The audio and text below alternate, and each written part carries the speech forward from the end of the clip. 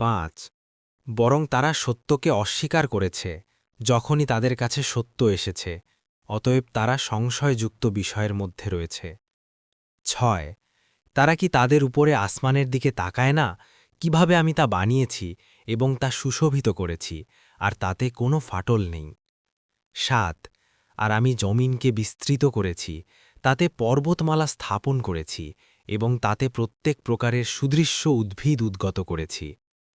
8 আল্লাহ অভিমুখী প্রতিটি বান্দার জন্য জ্ঞান ও উপদেশ হিসাবে।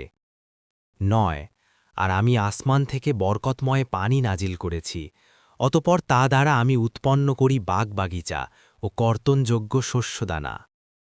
10 আর সমুন্নত খেজুর গাছ, যাতে আছে গুচ্ছ গুচ্ছ খেজুর ছড়া। 11 আমার বান্দাদের জন্য রিজিক স্বরূপ। আর আমি পানি দ্বারা মৃত শহর সঞ্জীবিত করি, এভাবেই উত্থান ঘটতে। 12 তাদের পূর্বে সত্য প্রত্যাখ্যান করেছিল নুহের সম্প্রদায়, রাসের অধিবাসী ও সামুদ সম্প্রদায়। 13 আদ, ফিরাউন ও লুত সম্প্রদায়। 14 আইকার অধিবাসী ও তুব্বা সম্প্রদায়, সকলেই রাসূলদেরকে মিথ্যাবাদী বলেছিল। 15 আমি কি প্রথমবার সৃষ্টি করেই ক্লান্ত হয়ে পড়েছি, বরং তারা নতুন সৃষ্টির বিষয়ে সন্দেহে নিপতিত।